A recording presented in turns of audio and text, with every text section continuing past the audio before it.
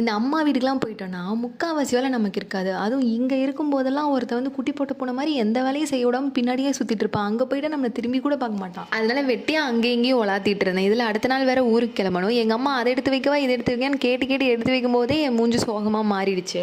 சோகமாக இருக்கும்போது நமக்கு பிடிச்சதை வாங்கி சாப்பிட்டு நம்ம மன ஆறுதலை தேடிக்கலாம்னு சொல்லிட்டு கடைக்கு போனால் அங்கே எனக்கு பிடிச்ச முட்டை பரோட்டா இல்லை, நார்மல் பரோட்டா தான் இருந்துச்சு. என் நேரம் அதை வாங்கி இன்னும் கொஞ்சம் சோகமாயிட்டேன். காலையிலேயே எந்திரிச்சு குளிச்சு பட்டையெல்லாம் போட்டுட்டு ட்ரெயினை பிடிக்க கிளம்பிட்டோம்.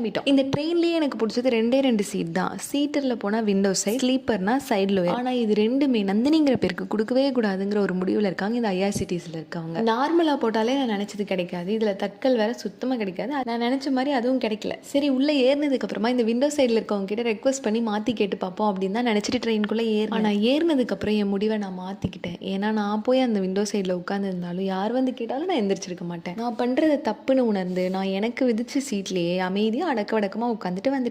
சென்னை வந்ததுக்கப்புறமா அம்மா கொடுத்த பார்சல்லாம் அன்லாக் பண்ணி அதை தான் அதோட டப்பாவில் போட்டு வச்சுட்டு நான் போய் தூங்கிட்டேன்.